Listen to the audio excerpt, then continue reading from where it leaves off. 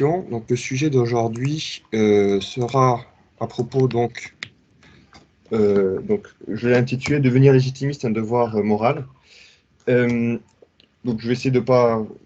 je pense que ça va durer à peu près 30 minutes. Et en fait, donc, je vais aujourd'hui vous présenter plus spécifiquement qu'est-ce que c'est que la légitimité, son histoire, à l'occasion de l'apparition du livre, donc de ce livre-là, une réédition, donc Succession de France et règles de nationalité, par Guy Auger, donc, qui est mort maintenant, mais qui a été publié pour la première fois en 1979. Et en fait, j'ai découvert, en discutant récemment avec le recteur de l'Institut universitaire Saint-Pédis, que la fondation de l'Institut Saint-Pédis n'était pas partie de zéro.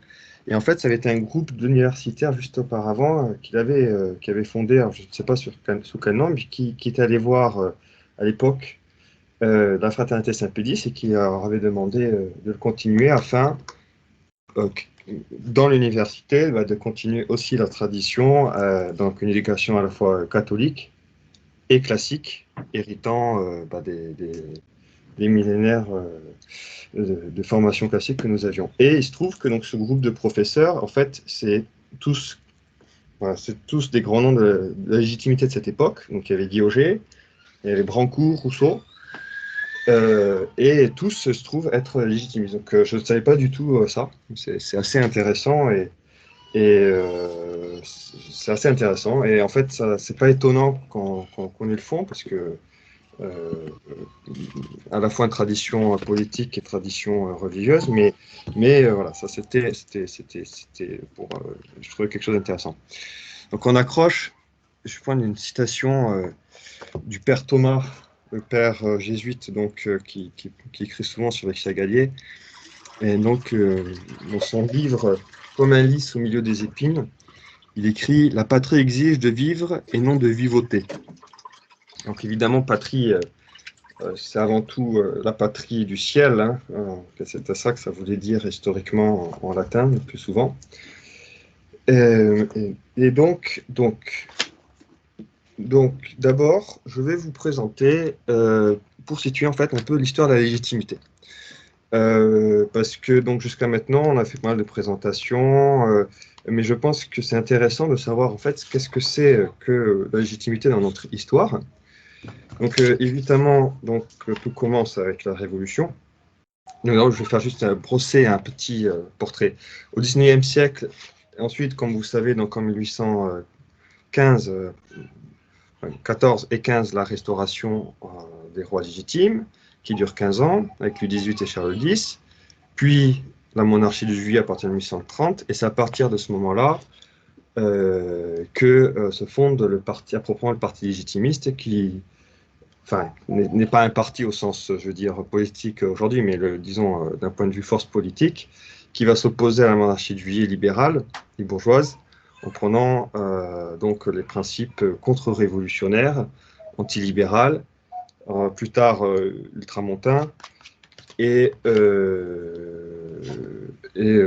donc contre-révolutionnaires et anti-orléanistes dans la doctrine. Et à ce moment-là, c'est le comte de Chambord qui est le roi légitime. Donc, comte Chambord est donc des jurés Henri V, qui est né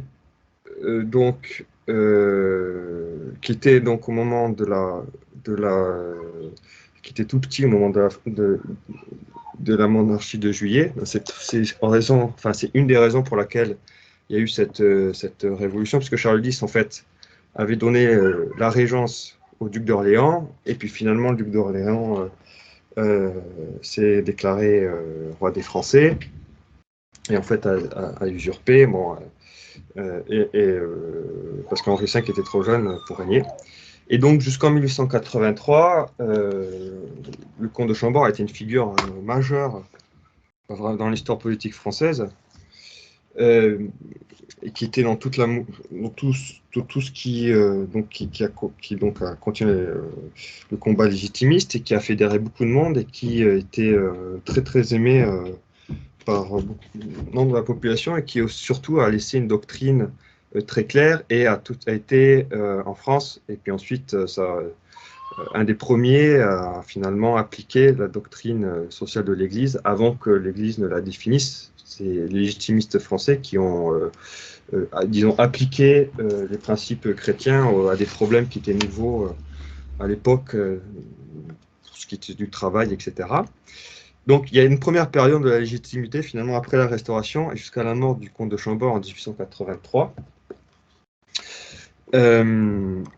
Et après 1883, il se passe quelque chose de. Enfin, donc, le comte de Chambord meurt sans postérité, et donc les aînés des Bourbons sont les carlistes en Espagne, les blancs d'Espagne, comme on dit, ou les carlistes. Parce que, bon, alors, je ne vais pas rentrer dans ces détails, parce que ça devient compliqué, mais comme vous savez, avec les guerres révolutionnaires et napoléoniennes, la succession en Espagne est devenue compliquée, avec des échanges pendant tout le siècle entre les branches libérales et cadettes et les branches aînées carlistes. Et donc, quand il y a plusieurs guerres carlistes, etc. Mais ce qui est intéressant, donc, c'est à partir de 1883, des jurés, là, nous avons une liste de rois que nous ne connaissons pas très bien, mais qui ont été rois de France de jurés. Donc, dans l'ordre, après Henri V, Jean III jusqu'en 1887, Charles XI, Jacques Ier, qui meurt en 1931, Charles XII, qui meurt en 1936, ensuite Alphonse Ier, qui est l'Alphonse XIII des Espagnols, qui meurt en 1941, Henri VI, qui meurt en 1975, puis ensuite Alphonse II, le père du roi actuel, qui meurt en 1989, puis aujourd'hui Louis XX. Alors, ce qui est intéressant, c'est que tous ces, alors comme jusqu'à la Restauration en Espagne, donc récente, hein, dans les années 70, ils étaient héritiers aussi du trône d'Espagne. Les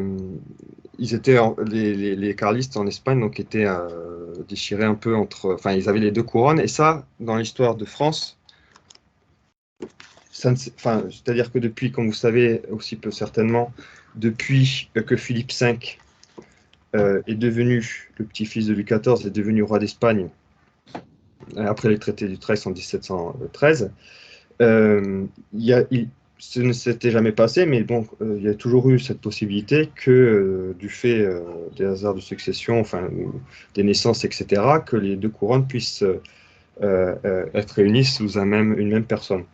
Alors, en fait, ça ne s'est jamais posé la question, en pratique, mais à cette époque-là, ça aurait pu se poser. Et ça aurait été compliqué en droit, puisque ça ne s'était jamais posé. Et, alors, je ne vais pas étudier la question en détail, mais plus ou moins, une règle tacite disait qu'effectivement, le même roi ne pouvait pas être sur les deux trônes en même temps.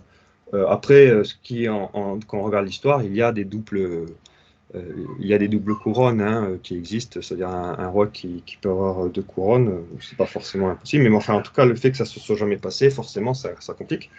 Et plus ce qui s'était passé au XXe siècle, évidemment, avec le nationalisme, en France, la République triomphante, l'éclatement de tous les empires après la Seconde Guerre mondiale et le dépaissement de tout ce qui était encore à peu près traditionnel, à commencer par les États pontificaux au moment de la réunification italienne, enfin de l'unification italienne, qui est quelque chose d'un processus très révolutionnaire à la fin du XIXe siècle.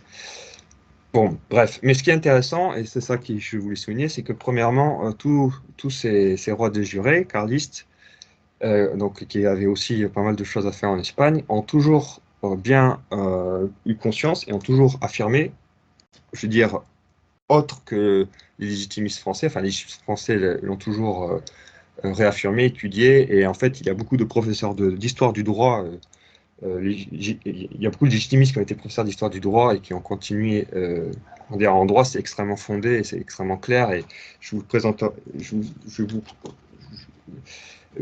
vous en parlerai juste après. Mais ce qui est intéressant, c'est que tous les rois d'Espagne et donc aussi de France à cette époque-là avaient conscience de ça et ont toujours réaffirmé euh, leur droit à la couronne, qu'ils voyaient non pas comme un droit, mais comme un devoir. C'est-à-dire que les fameuses phrases qu'ils incarnaient un principe, etc. Et d'ailleurs, ils ont toujours parlé français. Et donc ça, c'est la situation pour les rois de France. Mais en France, qu'est-ce qui s'est passé? Évidemment, le 1883 a été un moment compliqué et où la plupart de ceux qui étaient légitimistes auparavant sont devenus ce qu'on appelle en fait fusionnistes. En fait, tout le monde est devenu fusionniste plus ou moins à ce moment-là. Le fusionniste, qu'est-ce que c'est? C'est l'histoire de la fusion des deux branches, et c'était ce qu'on a voulu, enfin, c'était la tentation en fait au moment où il y a eu la restauration ratée en 1873.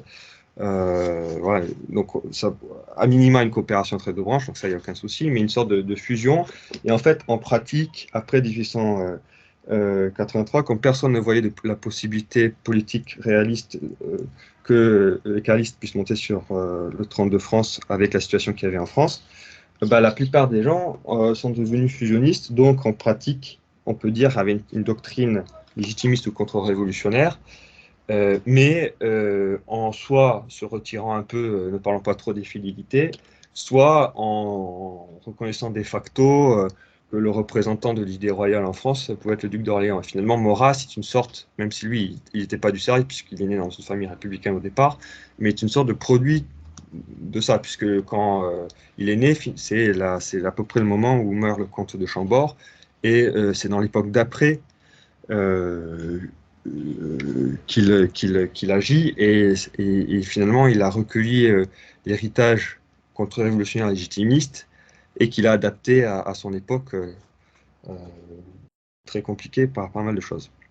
Et puis, troisième période, et donc là, à ce moment-là, les légitimistes purs et durs ont continué à exister, évidemment, mais là, il y avait beaucoup moins d'actions politiques à proprement parler et se sont réfugiés soit dans des actions culturelles, soit dans l'université, soit dans des activités effectivement religieuses, etc. Même s'il y a toujours eu des militants qui ont existé.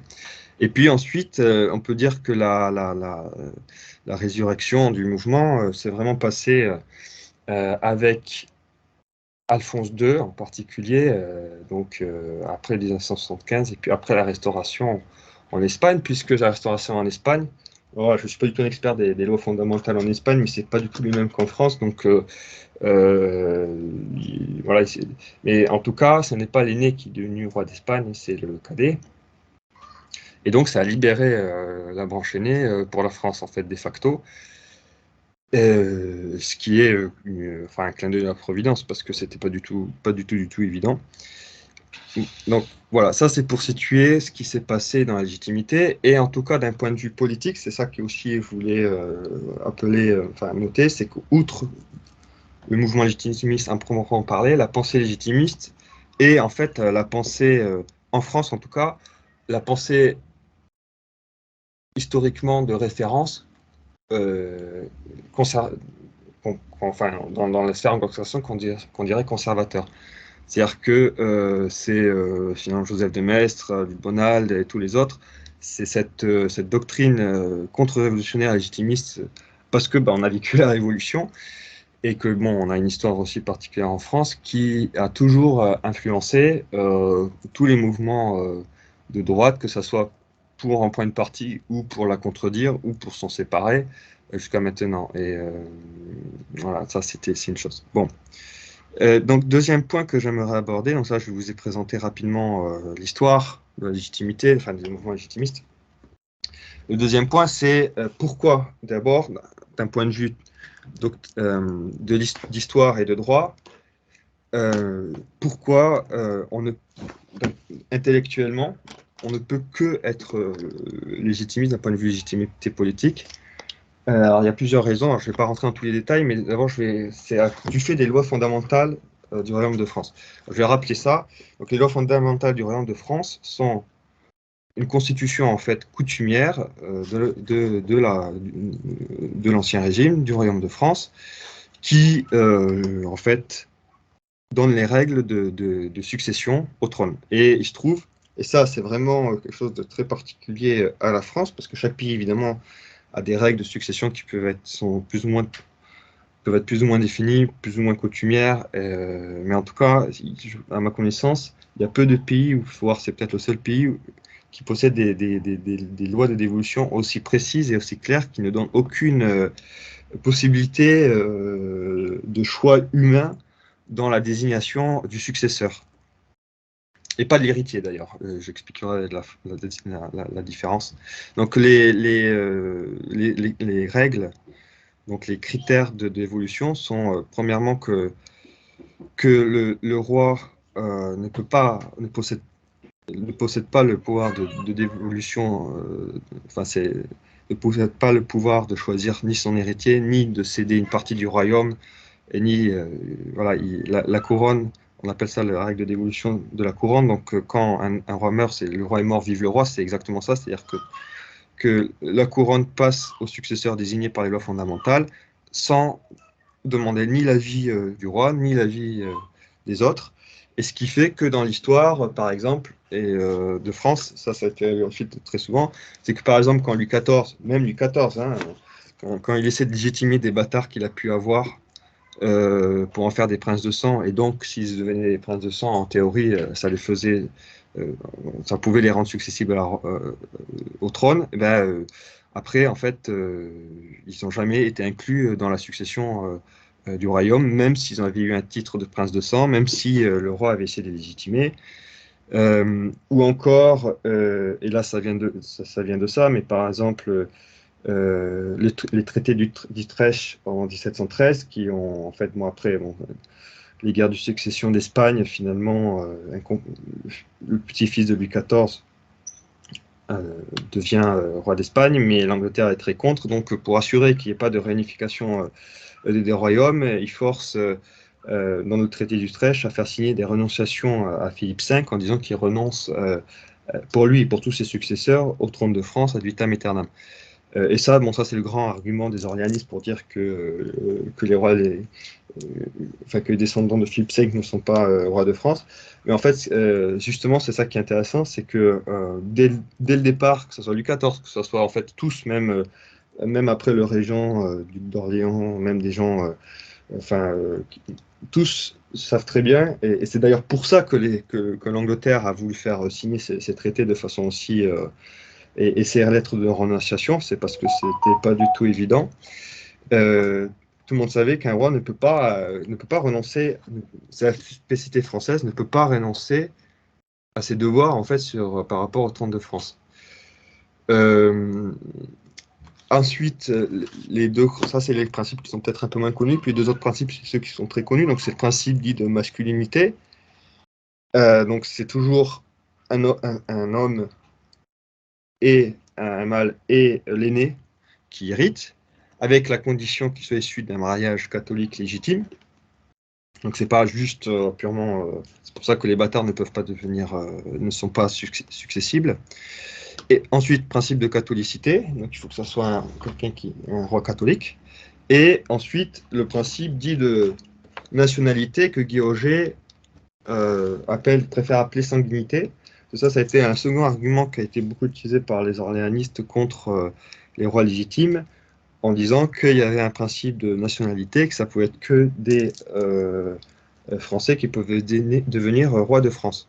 Alors, en fait, le principe, c'est pas du tout une nationalité, évidemment, comme aujourd'hui, moderne, un papier qu'on décide, etc. Cette règle, en fait, c'est un principe de sanguinité qui voulait dire que aucun roi qui n'est pas du sang de la maison de France ne peut devenir roi de France. C'est tout, en fait, c'est pas plus compliqué que ça. C'est-à-dire que quand il y a eu, par exemple, oui, voilà, donc c'est ça que ça voulait dire. Au moment des guerres de religion, ça a été réaffirmé. Bon. Enfin, sur ces points-là, donc ça, c'est les lois fondamentales. Alors, deux points. Premièrement, c'est que ce qui est très important, c'est que la Révolution, en fait, alors ce qui est très drôle d'ailleurs, très paradoxal, mais a reconfirmé ces lois fondamentales finalement dans ces débats quand elle a fixé, quand en fait elle a juste reconnu les règles de succession du roi quand ils ont fait la Constitution au début, quand c'était pas encore la République. Ensuite aussi, de façon indirecte, la Ve République a reconnu ces lois fondamentales quand il y a eu un procès entre les Orléans, enfin le comte de Paris à l'époque, bon, et l'aîné des Bourbons pour des histoires d'utilisation du blason, enfin des armes de France. Et donc, il y a eu un procès parce que pour savoir qui avait le droit d'utiliser les armes de France pleines, donc, qui indique que c'est l'aîné des Bourbons et donc qu'il est successeur finalement indirectement, qui indique qu'il n'y a que le roi de France qui peut utiliser ces armes en fait. C'était pas ça le procès évidemment, mais même si c'est juste des tribunaux de la République, ça n'a pas forcément beaucoup de valeur pour nous, mais c'est intéressant que finalement, parce que ça c'est dans les années 80, donc personne, c'était une époque où la légitimité, les royalistes, tout ça n'avait aucune réalisme, enfin aucune menace politique, donc finalement ils étaient très neutres, et ont reconnu que de droit, c'était l'aîné des Bourbons qui euh, pouvait et avait pouvait porter ses armes et que ben, aucun autre dans la famille ne pouvait les porter, donc indirectement que c'était lui le roi de France. Bon. Et aussi, autre histoire, parce que quand j'étais enfant, j'ai rencontré un spécialiste de Jeanne d'Arc et des sacres, et bon, il n'a pas encore publié sa thèse, mais j'espère qu'il le fera. Mais enfin, en tout cas, quelque chose de vraiment très intéressant, parce qu'on parle souvent aussi du sacre, etc. Mais en fait, c'est Jeanne d'Arc, donc il a regardé le procès de réhabilitation, et en fait, il a prouvé, parce qu'il a trouvé des lettres qui s'adressent au dauphin, où en fait, il ne s'adresse pas au dauphin en tant que dauphin, mais que dès avant le sacre, il s'adresse au dauphin comme roi. Et donc, que même à cette époque-là, même Jeanne d'Arc avait conscience que le roi de France était roi de France sans le sacre. Je veux dire, le sacre a toujours été fait en France et est devenu. Mais le roi de France en France devient roi au moment de la mort du roi précédent. Et Jeanne d'Arc, en fait, enfin, le reconnaissait. C'est-à-dire que dans ses lettres, quand on regarde ses lettres, la façon dont elle s'adresse au roi, elle s'adresse en lui en tant que roi et pas en tant que dauphin. Donc elle avait cette conscience que c'était le roi déjà. Déjà. Donc, bon, voilà. Bon, ça, c'était pour resituer l'histoire de la légitimité, pour resituer un peu les lois fondamentales et qui donc n'ont pas été abolies. Oui, et pour un dernier point très important, et d'ailleurs, ça va compléter un aspect à propos du comte de Chambord et de la restauration ratée de 1873. En fait, c'est grâce au comte de Chambord et à son refus à cette époque-là de redevenir roi de France, que les lois fondamentales existent toujours. Parce que ce qui est sûr, c'est que en histoire du droit, il y a, alors ça s'est jamais passé, mais les juristes de l'Ancien Régime étaient à peu près tous d'accord pour dire que il était possible d'un point de vue coutumier de changer ces lois fondamentales si tout le royaume se réunissait comme un corps constitué avec l'accord du roi, donc typiquement pendant les États généraux, pour régler un problème de succession, comme si finalement ce qui s'était passé au moment du Capet ou ce genre de choses. Mais ça s'est jamais passé ça depuis les Capétiens. Donc cette expérience ne s'est jamais passée.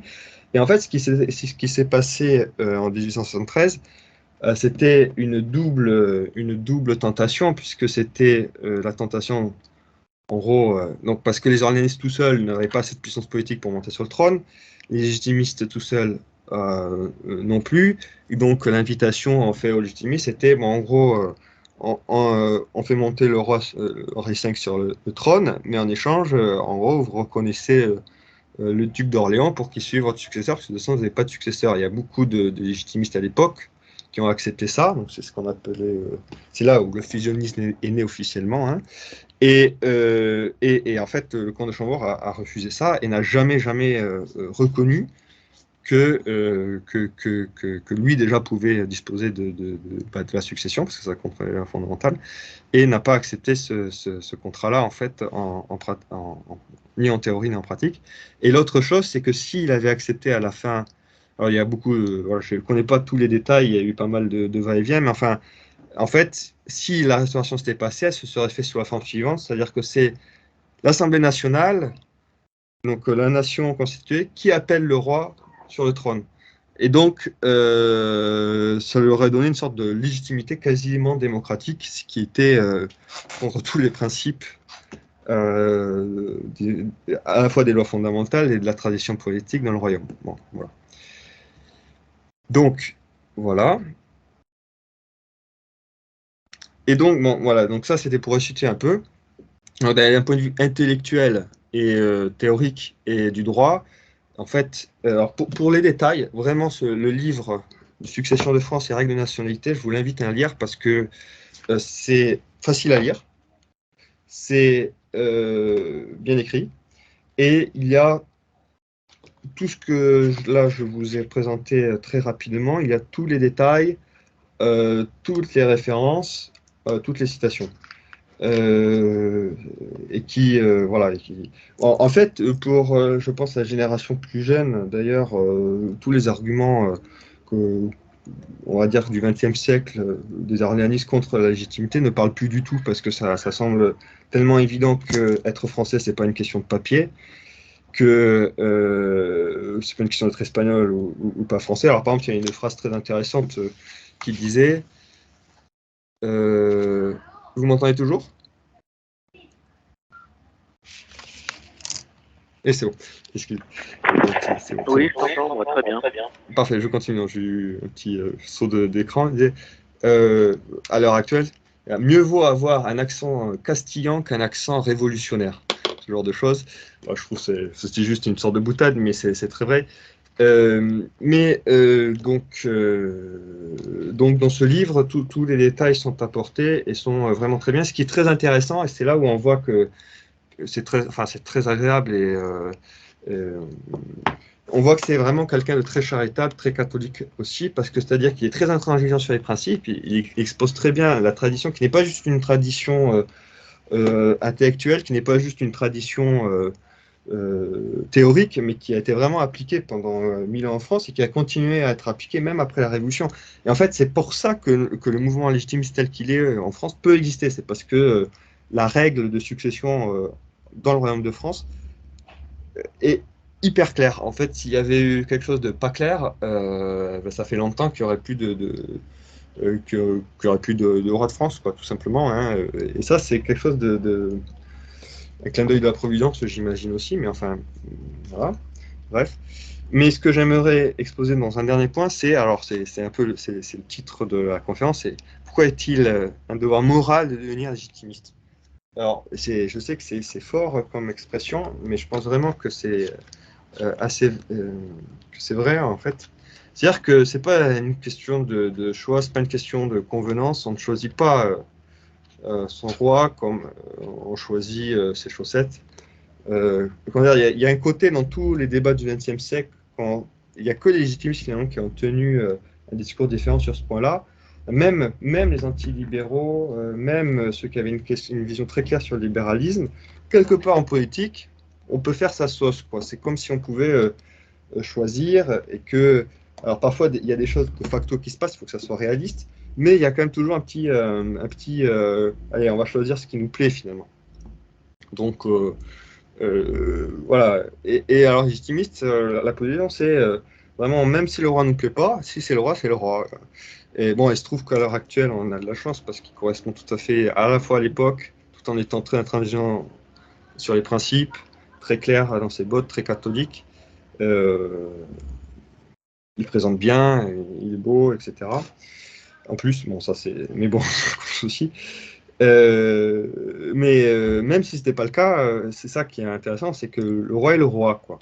Alors, il se trouve que ça aussi, c'est un clin d'œil à la Providence. Tous les rois, après la Révolution, aucun n'a été libéral, aucun n'a été contaminé par le libéralisme, ce qui est vraiment un miracle vu les 2 siècles qui se sont passés, et encore plus au XXe siècle, avec l'explosion des royaumes et des empires, la pipolisation de beaucoup de monarchies, etc.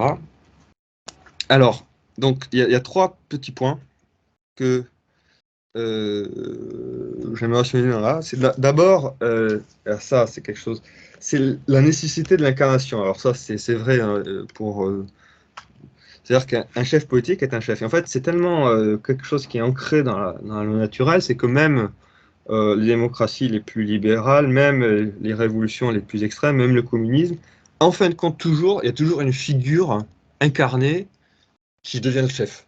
Alors, sauf que c'est nié, et donc ça peut devenir des choses très tyranniques. D'ailleurs, au passage, comme le fait qu'on ait une société hiérarchisée, donc même quand la société est égalitariste, eh ben, la société hiérarchisée se recrée toujours, la nomenclature au communisme, oligarchie capitaliste à l'heure actuelle. Elle peut être cachée, elle peut être non assumée, elle peut être niée théoriquement, mais en fait, elle se recrée. C'est parce que c'est pas possible de faire autrement. On ne peut pas vivre, on peut faire ce qu'on veut, on ne peut pas vivre dans une société qui n'est pas hiérarchisée et on ne peut pas vivre sans un chef incarné. Bon, ça, c'est une première chose. Donc, l'incarnation, c'est très importante. Je parle de l'incarnation parce qu'aussi, dans nos milieux, parfois, il y a la tendance providentialiste. Donc, en gros, on prie, puis après, le roi va apparaître comme ça, pouf. Donc, c'est aussi les survivantistes qui pensent qu'il y a une succession à l'U17 cachée, que le roi est tellement caché qu'il se cache très bien, et puis qu'il sortira un bon moment comme un chapeau, etc. Bon, sur ce sujet, il y a des articles sur les filles Gallier, je ne vais pas rentrer dans les détails, mais en fait, ça ne fonctionne pas. Ça, c'est une sorte de révolution très déguisée, c'est-à-dire qu'on se dit royaliste sans roi, c'est pas possible. Il y a une incarnation, et donc il y a une lien de fidélité et d'obéissance à une personne incarnée et concrète. Donc c'est pas l'État. En fait, l'État historiquement et d'un point de vue traditionnel, c'est pas ni l'administration ni des structures qui monopolisent la violence de l'État, etc. Normalement, c'était le status, ce qui ne bouge pas. Donc finalement, les lois fondamentales du royaume et des coutumes qui faisaient que, au-delà des hommes, grâce, comme le roi de France est lieutenant de Dieu sur terre, et avec la doctrine catholique qui vient remettre les choses dans l'ordre et qui dit bien que tous les chefs dans tous les ordres ont un ministère donné par Dieu. Donc le vicaire du Christ, il est le vicaire du Christ, c'est pas le Christ. Le roi de France, c'est le lieutenant. Le lieutenant, ça veut dire tenant-lieu. Est-ce que vous m'entendez? Oui. Oui, très bien. Bon, je continue alors. Oui, on t'entend. Ouais. Ah, parfait, parfait. J'espère qu'il n'y a pas de surchauffe. Donc, je disais le vicaire du Christ, et le vicaire du Christ, c'est pas le Christ. Le lieutenant de Dieu sur terre, donc tenant-lieu de Dieu sur terre, et le lieutenant, c'est pas Dieu, et c'est un élu de Dieu. Alors, c'est pas les mêmes modalités ni d'élection ni de choix. Hein. Dans l'Église, les règles, d'ailleurs, les coutumes ont pu changer un peu par rapport aux époques, mais la succession se fait en conseil de cardinaux, ce genre de choses, alors que dans une autre société, pas pour la même objectif, mais l'Église est une société parfaite, et puis les pays sont aussi des sociétés parfaites. En France, la succession se décidait par le sang, c'est-à-dire que celui qui devient roi n'a pas le choix. C'est la particularité. Donc, premièrement, je voulais insister sur cette incarnation. Deuxièmement, je voulais aussi insister sur en fait, donc finalement, le réalisme chrétien, c'est-à-dire que comme disait Jésus-Christ dit, je suis la vérité, donc on aime la vérité. Et la vérité, qu'est-ce que c'est? C'est dire des choses qui correspondent aux réalités. Et aux réalités donc ce qui existe, peut-être que ça existe, qui sont soit réelles ou qui sont, je veux dire, soit visibles, soit invisibles. Donc la théologie parle des vérités surnaturelles. L'histoire parle des vérités historiques, donc qu'est-ce qui s'est passé dans le passé, par exemple. Il peut y avoir plusieurs sortes de vérités. Pour nous, il y a plusieurs sortes de vérités. Enfin, à la fin, toute vérité se retrouve dans Dieu. Bon, mais donc ce réalisme, c'est ce réalisme chrétien qui permet en fait la fondation de toutes les sciences, qui se perdent aujourd'hui, et en fait, c'est pas pour rien, parce que sans la foi chrétienne, on peut pas avoir de science qui tienne la route, et si ça tient encore la route aujourd'hui, c'est parce qu'il y a encore des chrétiens, et puis qu'il y a, comment dire, les bonnes habitudes prises pendant 1000 ans ne se perdent pas si facilement que ça, mais il n'y a plus, il y a plus la sève de la foi qui permet de vivifier tout ça. Mais passons, ce que je voulais dire, c'est que donc le réalisme chrétien doit nous faire aussi prendre conscience de notre nature humaine, et donc comment ça existe tel quel. Donc ce qui fait que ce qui existe, enfin, par exemple dans la famille, un père de famille, c'est le père et c'est le père. Et ben, en France, il se trouve que du fait de nos lois fondamentales, du fait de cette histoire qui a duré 1000 ans, qui n'est pas forcément la même qu'ailleurs, etc., bah, le roi de France est le roi. C'est un fait absolument en fait, fondé et une réalité extrêmement forte. Donc, en soi, en tant que... et d'ailleurs, encore plus aujourd'hui, je trouve que c'est encore plus facile de se rendre compte qu'à d'autres époques, c'est que comme aujourd'hui, être français d'un point de vue administratif, ça veut juste rien dire. On sait très bien, c'est pas du papier, c'est pas le nationalisme révolutionnaire, c'est pas spécifiquement. Enfin, en fait, être français, c'est être sujet du roi de France, finalement, et d'en prendre conscience. Je trouve que ça assume toute l'histoire. Ça montre bien la mission divine, parce qu'il y a toujours une mission divine de la France. Le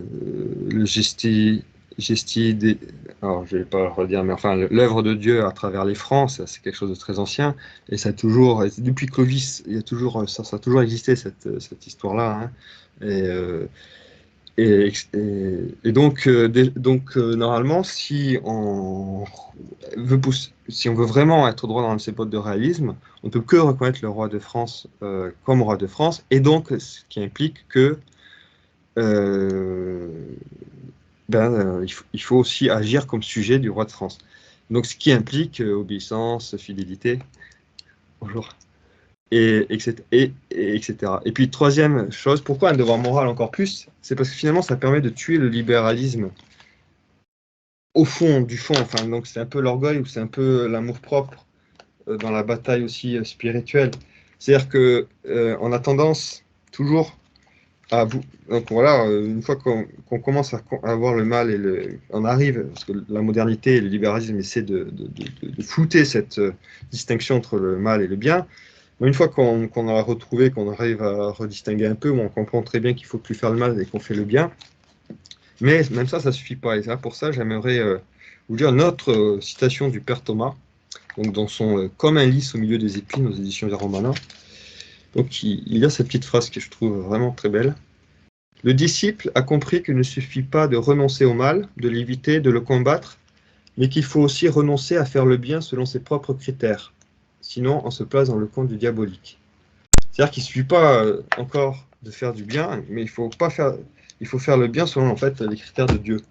Et le fait de reconnaître tout simplement la réalité telle qu'elle est, même si elle ne fait pas plaisir, même si on aimerait qu'elle soit différente, donc en matière politique, c'est pas un peu légitimisme, eh bien, ça permet de travailler cette mortification finalement de notre volonté propre et cette fidélité qui d'ailleurs, en période troublée, permettent aux chefs qui sont donc en politique et en France en particulier naturellement d'abord élus, enfin qui naissent, donc pour les rois de France qui naissent rois et qui sont naturellement élus par Dieu, et ensuite surnaturellement confirmés par le cercle, si vous voulez. Ben, quand il y a une faiblesse de ce côté-là, la fidélité des sujets et leur sacrifice fait pour eux, ben, les aide en fait à eux-mêmes à mieux assumer leur mission et leurs devoirs. Et imaginez que vous êtes alors c'est pas ce qui se passe à l'heure actuelle puisque le roi fait son travail, même s'il y a certains qui font toujours des critiques, mais ça c'est facile. Imaginez que dans une famille, le père ne fasse plus vraiment son boulot de père. Mais que les enfants continuent à l'aimer et surtout à lui montrer des actes d'amour, de charité, et ben, ça l'encourage à se convertir. Donc, et donc pour conclure,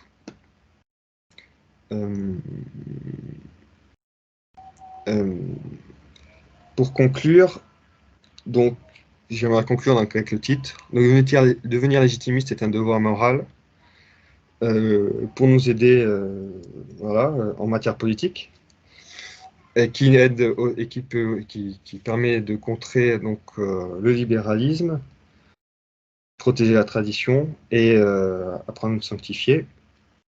Et en dernière instance, parce que ça aussi c'est souvent...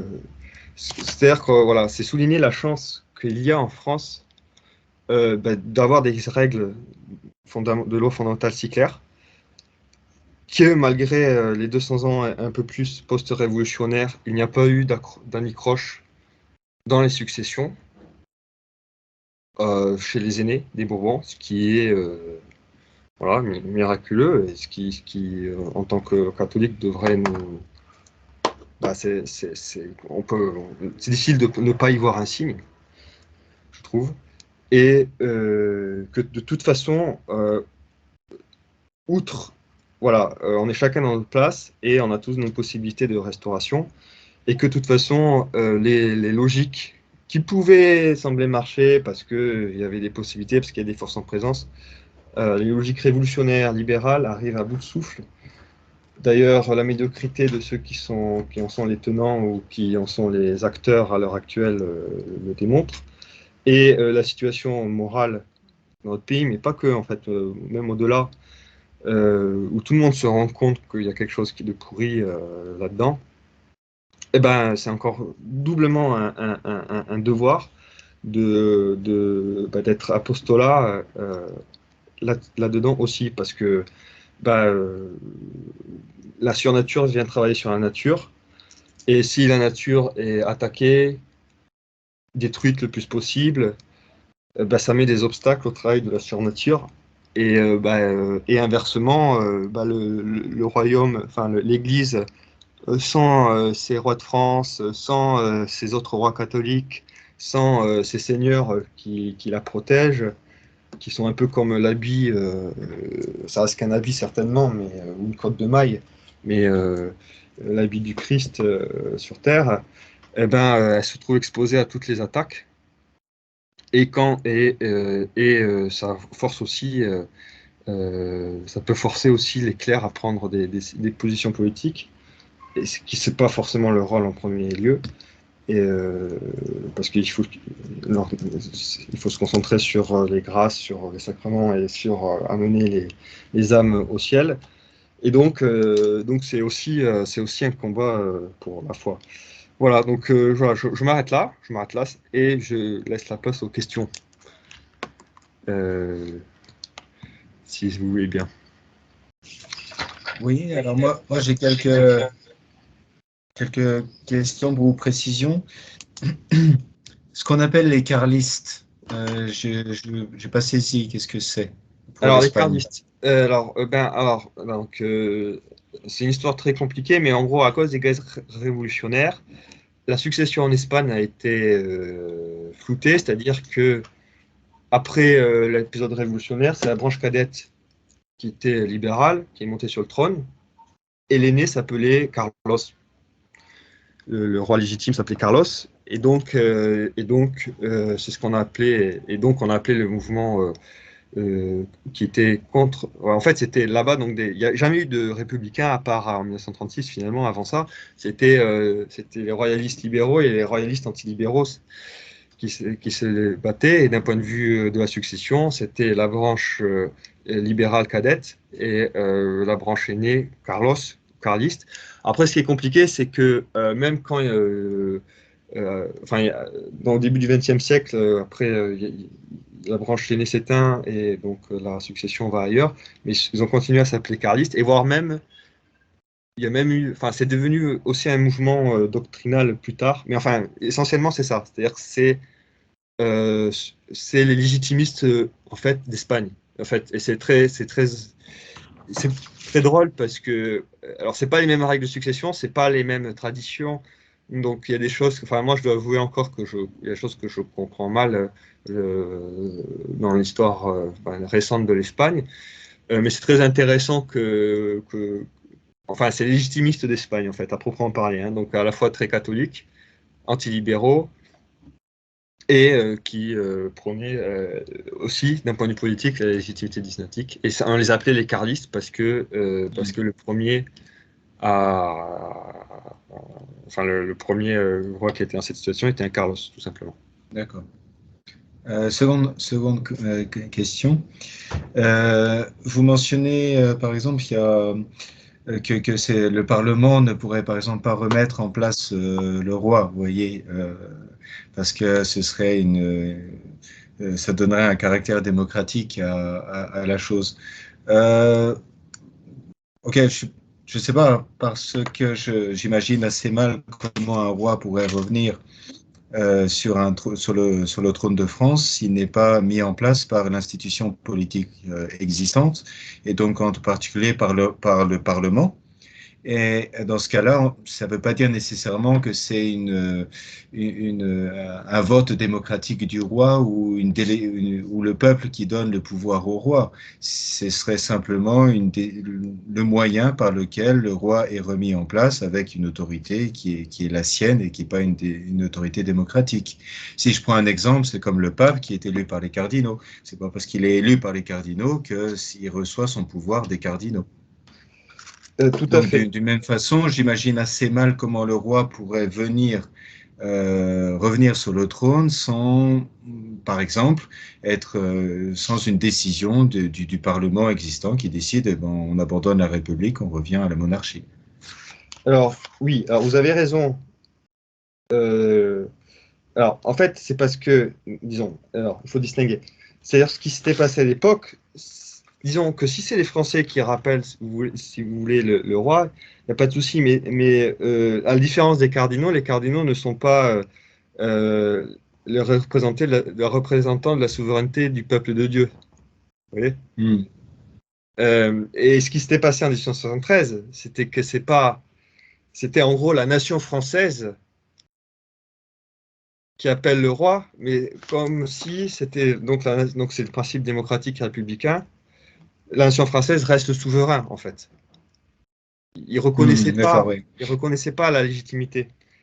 Alors Et ça, c'est pour le cas historique, mais si on très imagine, historique. si on imagine aujourd'hui ou demain une volonté de remettre le roi en piste, ça passera, enfin il me semble, ça passera nécessairement par Ah une oui, oui, voilà, ça, je institution, suis tout à fait d'accord. par ceux qui ont, comment dire, une institution politique existante. Ah C'est pas bien la sûr, bien noblesse sûr. aujourd'hui, c'est qui la noblesse? Ça représente rien. Non, non, mais bien sûr, ça, vous avez tout à fait raison. Il y a une légitimité de fait. Bah, c'est Saint-Paul, hein, on mérite les gouvernants qu'on a, et c'est aussi, ils ont été aussi choisis par Dieu. Donc il y a ce conflit de légitimité pratique et de légitimité à la fois historique, religieuse, etc. Donc effectivement, la façon normalement, enfin, mais ça, de toute façon, l'histoire, on ne sait jamais ce qu'elle nous réserve, hein. Mais effectivement, quand l'institution existante, en fait, plus que, voilà, ça reconnaisse le roi comme à sa place. Et effectivement, ça peut très bien passer par le Parlement. Mais je dois avouer que enfin, après, vu à quelle vitesse se passent les événements, tout est possible. Mais je vois mal comment, enfin, surtout la génération qui est au Parlement à l'actuel, disons, enfin, euh, euh, pourrait faire ça sans nier le principe démocratique. Enfin, non, je veux dire, pourrait faire ça sans vouloir continuer le principe démocratique. Mais qui sait? Ah, parce Non, qu'après, mais bon, d'accord. Dans ce cas-là, voilà. on est sur un changement c'est une décision de changement de mode politique. Comme ils ont fait le changement pour passer à la République, ils repassent à la monarchie. Mais ce que je veux dire, c'est il faut nécessairement qu'il y ait un pouvoir en place Tout à fait. qui décide de la transition. Ça ne peut pas arriver juste comme ça. Non, non, ça c'est sûr, c'est sûr. Après, en pratique, de toute façon, c'est de la politique fiction, parce que vous voyez, demain, Engar Sayil se met en place, il y a un homme fort qui arrive au pouvoir, bah, il peut dire, je rappelle le roi légitime sur le trône, parce que je reconnais qu'en roi a toujours été roi. Enfin, en fait, il y a quelque chose quand j'étais... Enfin, Napoléon, en soi, s'il avait fait ça, tout aurait changé. Quand il est devenu Ah ouais. Napoléon. Vous voyez? Enfin, voilà. Après, la façon pratique de ça se passe, tout peut se passer. C'est forcément une légitimité existante qui le rappelle. où c'est...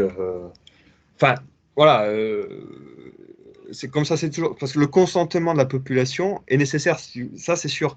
Mais c'est pas ça, ce qui est important, c'est que ce n'est pas ça qui fait Ça le peut se roi. passer dans un contexte de chaos où il n'y a plus de légitimité du tout aussi.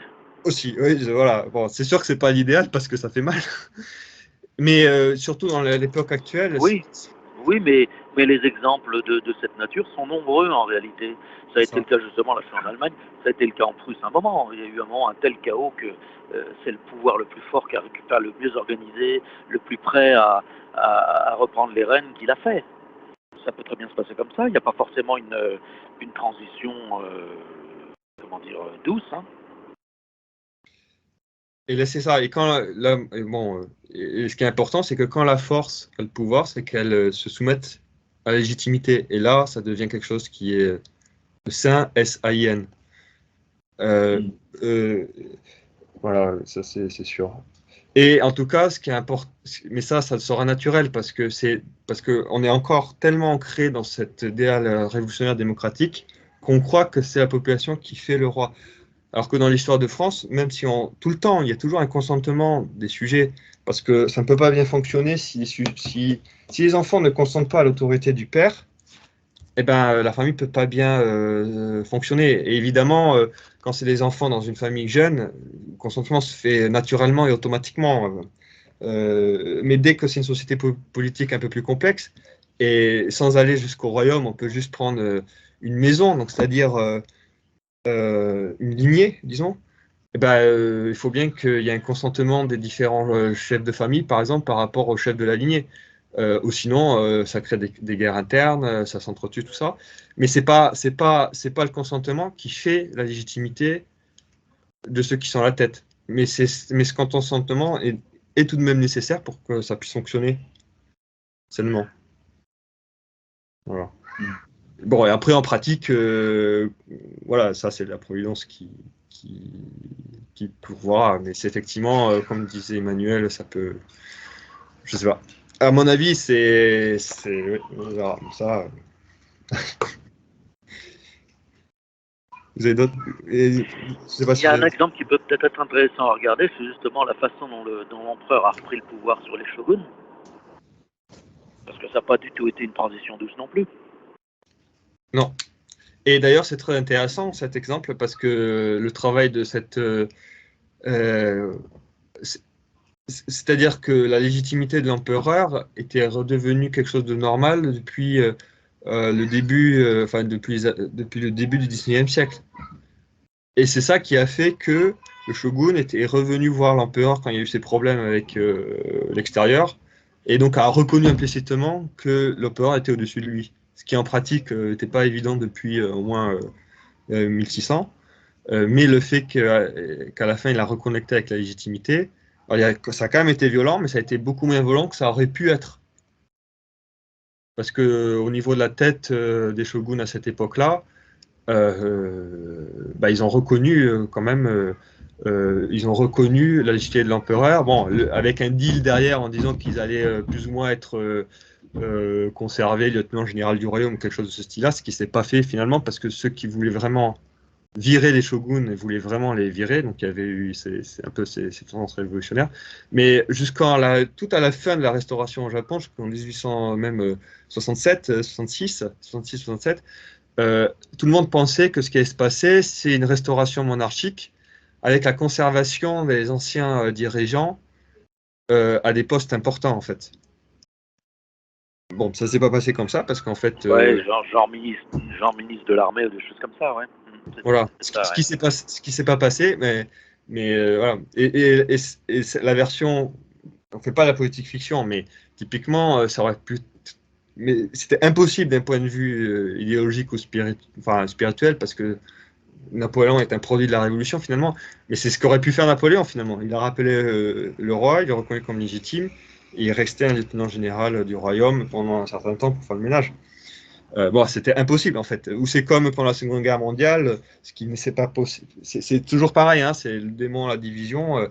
Tout le monde pensait à l'époque, enfin, quand on lit les mémoires même de Jean-Marie Le Pen, tout ça, c'est quelque chose que moi je ne savais pas du tout, mais je trouvais vraiment, tout le monde à l'époque apparemment c'est quelque chose de normal, c'est que Pétain et De Gaulle sont alliés, quoi. C'était le bouclier à l'intérieur et l'épée à l'extérieur. En fait, c'est pas du tout ce qui s'est passé.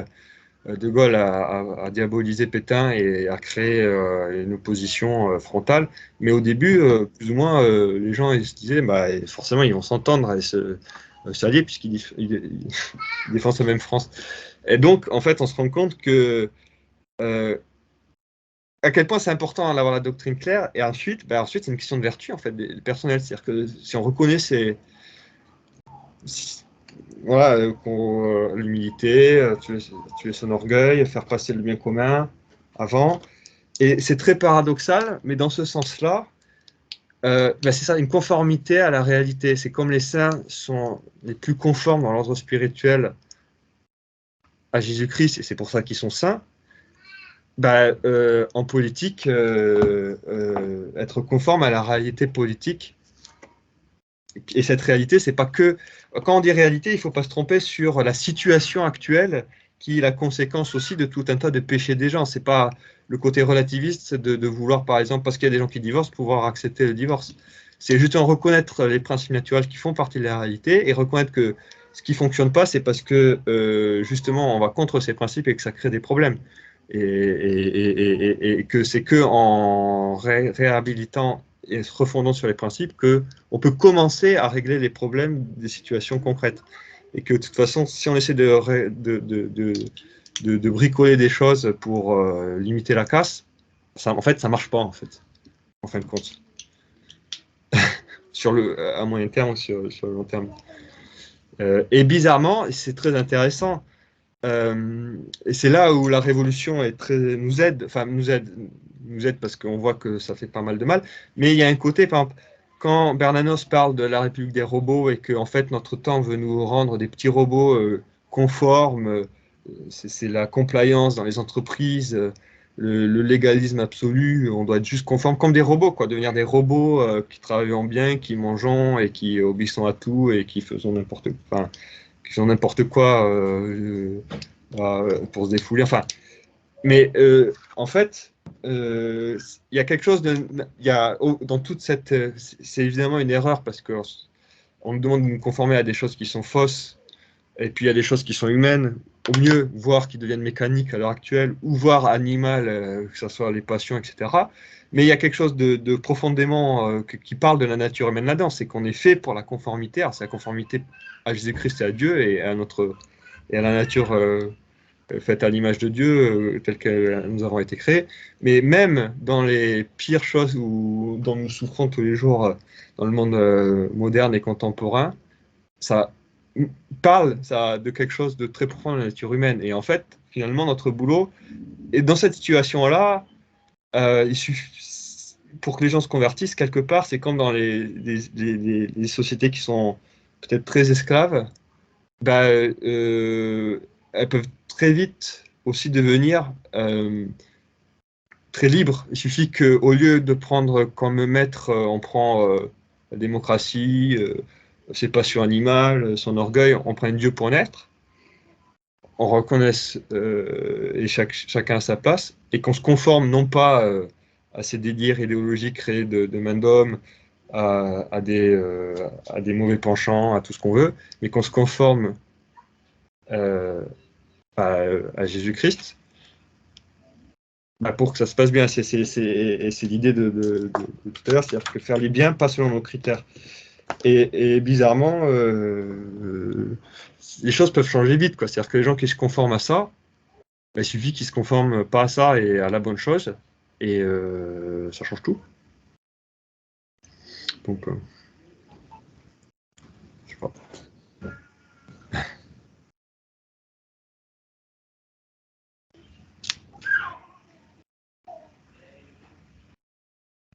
Une autre question, c'est, si j'ai bien compris, c'est par rapport donc au traité d'Utrecht, quand les Anglais ont exigé que Philippe V, c'est ça, renonce à la couronne de France. Donc, en fait, Louis XIV savait très bien que selon le droit coutumier français, ça n'avait aucune valeur. Donc, ils l'ont laissé ils l'ont laissé mettre dans le traité, mais voilà, on s'en C'est fiche. ça. Et ça aussi, c'est intéressant parce que comme c'était un traité et quelque chose d'international, même aujourd'hui, il y a ce conflit qui existe encore en droit. C'est normalement toujours le droit interne qui prime sur le droit international. Mais depuis la fin du 19e Ouais. siècle, l'internationalisme et la mondialisation, en fait, ça a commencé dans le droit. Aujourd'hui, ce qu'on apprend à les universités, dans l'école, et ce qu'on veut convaincre, c'est que c'est les traités internationaux qui sont supérieurs au droit interne et aux constitutions. Parce Ouais, qu'on veut c'est nouveau soumettre. comme Et oui, mentalité. Ouais. enfin, historiquement, c'est Ouais. nouveau. En fait, avant, c'était dans le droit international, c'est toujours les droits internes qui priment. Et donc, effectivement, le fait que Louis XIV ait accepté, en fait, c'était purement politique. Parce que si ça se faisait pas, enfin, tout le monde avait envie d'arrêter la guerre, quoi, de toute façon, Mm. mais la guerre ne serait pas arrêtée s'il n'y avait pas ça. Et en même temps, c'est drôle, ça montre aussi, si vous voulez, c'est un peu comme les procès injustes qui montrent à quel point c'est injuste. C'est comme les Juifs qui sont obsédés par faire tout dans les formes. Ils vont voir Pilate, ils font leur avant, leur Sanhédrin, tout ça, alors que tout est injuste, mais ils veulent vraiment le faire. Et ils sont encore plus à cheval sur la forme parce qu'ils savent très bien que sur le fond, ils ont tort. Et quelque part, le fait d'insister des Anglais de forcer à faire ça, c'est bien que c'est pas du tout évident. En général, quand on est obligé d'affirmer quelque chose, c'est que c'est pas évident. Quand on commence à poser la question, par exemple, et d'ailleurs c'est ce qui se passe, qu'est-ce que c'est qu'être français? Ça veut dire que les gens ne savent plus trop. Si tout le monde savait, on ne se poserait pas la question. Jusqu'à récemment, on ne se posait pas la question. Et d'ailleurs, ce qui est intéressant, c'est qu'au Japon, il y a toute une littérature qui se demande qu'est-ce que c'est le Japon, qu'est-ce qui fait la particularité du Japon, ce qui montre un peu, d'ailleurs, que c'est pas si clair que ça. Si c'est clair, on ne se pose pas la question. C'est ce que dit d'ailleurs Joseph de Maistre sur la Constitution, et que, en fait, écrire la Constitution est déjà un échec.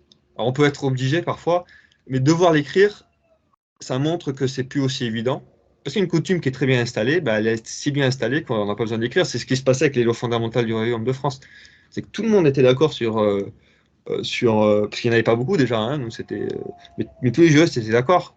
Alors après, comment l'appliquer, ça c'est une autre question, hein, en pratique, quand il y a un cas qui ne rentre pas dedans, c'est les juges qui justement essaient d'appliquer les principes. Enfin, dans la religion, c'est typiquement les cas moraux, quoi. C'est la morale, il y a la loi qui ne bouge pas. Et puis bon, les cas parfois, c'est compliqué. Enfin bon, là, c'était des choses qui étaient relativement simples. Mais Joseph de Maistre explique ça très bien. C'est qu'une fois qu'on écrit, déjà c'est un échec parce que ça prouve que c'est plus évident, donc que la situation est compliquée parce qu'on est obligé d'écrire quelque chose qui n'est pas évident. Et en plus, on prend le risque à l'époque, c'était pas encore trop le cas, mais à l'heure actuelle, c'est clairement le cas, qu'on puisse le changer. C'est-à-dire que quand il y a, parfois on voit dans les milieux catholiques de la vie, etc., qui se gargarisent parce que je ne sais pas quel pays a mis dans sa constitution qu'on protégeait la vie. En fait, ça signifie en filigrane que c'est tellement plus évident qu'il faut le mettre dans la constitution et que s'il y a un gouvernement révolutionnaire derrière qui arrive, il peut le changer. Ça veut dire qu'avant, en fait, c'était suffisamment reconnu. Enfin, je dis pas qu'il faut pas le faire, hein. C'est pas ça la question. Mais que c'est pas forcément comment dire, c'est pas forcément une victoire, parce que ça prouve que premièrement, c'est plus évident, et que deuxièmement, le principe est tellement affaibli qu'on est obligé, enfin, donc on est obligé de l'écrire, et que comme on est dans un monde qui est démocratique, tout ça, qu'on peut le changer, qu'on met le principe qui est censé être au-dessus sous notre coupe, puisqu'on l'a écrit. Et puis dans le monde révolutionnaire, toutes ces lois écrites sont inférieures à la volonté du souverain, qui est là, pour le coup, le souverain qui n'existe pas, quoi, la souveraineté nationale, donc qui est soumis à tous les clubs, toutes les manipulations